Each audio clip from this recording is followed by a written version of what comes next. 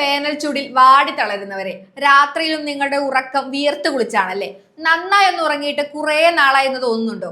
ഇപ്പോഴത്തെ രാത്രികൾ പകൽ സമയത്തിനേക്കാൾ ഉഷ്ണം കൂടിയതായിരിക്കുന്നു. അത് കൂടുതൽ ചൂട് പിടിച്ചതായി മാറിയിരിക്കുന്നു. ഇന്ത്യയിൽ ഇപ്പോൾ ഏറ്റവും ചൂട് പിടിച്ച രാത്രികളാണുള്ളത്.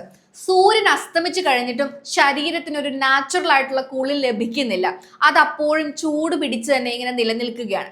പകൽ സമയത്തെ കൊടും ചൂടിനൊരു അവസാനം എന്ന് കരുതി അല്പം സമാധാനം ആഗ്രഹിക്കുന്ന രാത്രി കാലത്തിലെ താപനിലയും ക്രമാതീതമായിട്ട് ഉയർന്നുകൊണ്ടേയിരിക്കുന്നു.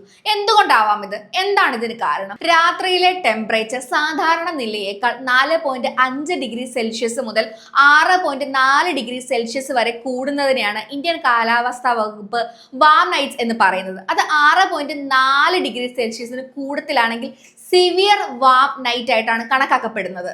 ഇപ്പോഴത്തെ ഒരു സാഹചര്യത്തിൽ പകൽ ഏകദേശം 40 ഡിഗ്രി സെൽഷ്യസ് ചൂട് അനുഭവിച്ചതിന് ശേഷമാണ് രാത്രികളും ഇതേപോലെ വിയർപ്പിൽ കുളിച്ചതാകുന്നത്. എൽ നിനോ പോലുള്ള ക്ലൈമറ്റ് പാറ്റേണുകൾ ഒരു പരിധിവരെ ഇത്തരത്തിലുള്ള ചൂടൻ നൈറ്റുകൾക്ക് കാരണമാണ്. ഈ സാഹചര്യത്തിന്റെ ഒപ്പം തന്നെ കാലാവസ്ഥ വ്യതിയാനങ്ങളും ഈ ഒരു പ്രവണതയെ വളരെയധികം ഗുരുതരമാക്കുന്ന കാരണങ്ങളാണ്. ഈ എൽ നിനോ പ്രതിഭാസം ഇമ്പാക്റ്റുകൾ അല്ലെങ്കിൽ അതിന്റെ ഇമ്പാക്റ്റുകൾ അടുത്ത വേനൽക്കാലത്തും ഉണ്ടാകാമെന്നാണ് കണക്കാക്കപ്പെട്ടു പോകുന്നത്. ഈ ശ്രീനഗർ, വാരണാസി പോലുള്ള പല സ്ഥലങ്ങളിൽ, ഇന്ത്യയിലെ തന്നെ പല സ്ഥലങ്ങളിലും ഇത്തരത്തിലുള്ള വാം നൈറ്റും അല്ലെങ്കിൽ അതുകൊണ്ടുള്ള ബുദ്ധിമുട്ടുകളും വളരെയധികം കൂടുതലാണ് നമ്മുടെ നാടിനെയൊക്കെ വെച്ച് നോക്കുമ്പോൾ. ഇത്തരത്തിൽ ചൂട് കൊണ്ട് മുറിവേൽക്കുന്ന രാത്രികൾ ഉണ്ടാവുന്നത് നമ്മുടെ ആരോഗ്യത്തെ വളരെയധികം ബാധിക്കുന്ന ഒരു കാര്യമാണ്. കഠിനമായ രാത്രിയിൽ ഉറങ്ങാൻ വിടാത്ത ചൂടുണ്ടാക്കുന്നത് നമ്മുടെ ശരീരത്തിന് ഒരു റിക്കവറി ടൈം നൽകാതിരിക്കുന്നതിന് കാരണമാകും.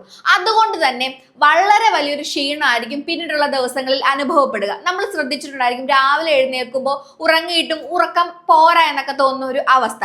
രാത്രിയിൽ നന്നായി ഉറങ്ങാൻ സാധിക്കാതിരിക്കുക, ഡീപ്പായിട്ടുള്ള സ്ലീപ്പ് ലഭിക്കാതിരിക്കുക, ഡീഹൈഡ്രേഷൻ ഉണ്ടാവുക, ഹൃദയ സമ്മർദ്ദം ഉയരുക തുടങ്ങിയ പ്രശ്നങ്ങൾക്ക് ഒപ്പം ആളുകൾക്ക് കടുത്ത തളർച്ചയും സമ്മർദ്ദവും ഉണ്ടാക്കുകയാണ് ഈ ഒരു അവസ്ഥ കൊണ്ട് സംഭവിച്ചു പോകുന്നത്. ഇപ്പോൾ കുട്ടികൾക്കും പ്രായമായവർക്കും ഇത്തരം പ്രശ്നങ്ങൾ ഗുരുതരമായേക്കാം എന്നാണ് ആരോഗ്യ പ്രവർത്തകർ പറയുന്നത്. കുട്ടികൾ നിരന്തരം കരയുന്നതൊക്കെ നമ്മൾ കാണുന്നതാണ്, ചൂട് കൊണ്ടുള്ള ബുദ്ധിമുട്ടുകൾ കൊണ്ട്.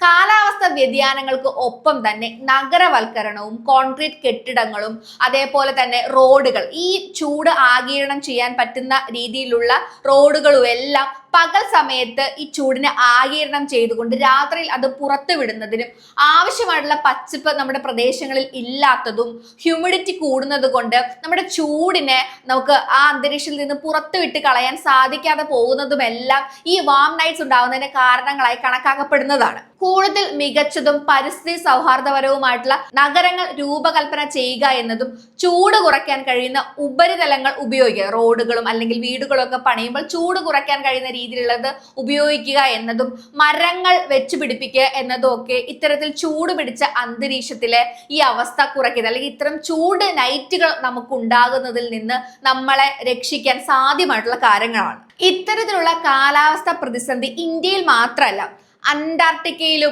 അതേപോലെ മറ്റ് ലോകത്തിന്റെ പല ഭാഗങ്ങളിലും ഇത്തരത്തിലുള്ള പ്രശ്നങ്ങൾ ഉണ്ടായിക്കൊണ്ടേയിരിക്കണം. ഇപ്പൊ അന്റാർട്ടിക്കയിലൊക്കെ ആണെങ്കിൽ ഇത് വളരെയധികം ഗുരുതരമാണെന്നാണ് കണക്കാക്കപ്പെടുന്നത്. കാലാവസ്ഥ വ്യതിയാനത്തിന്റെ ഭാഗമായിട്ട് കടുത്ത അല്ലെങ്കിൽ കനത്ത മഞ്ഞുകളുണ്ട് ആ പ്രദേശങ്ങളിൽ.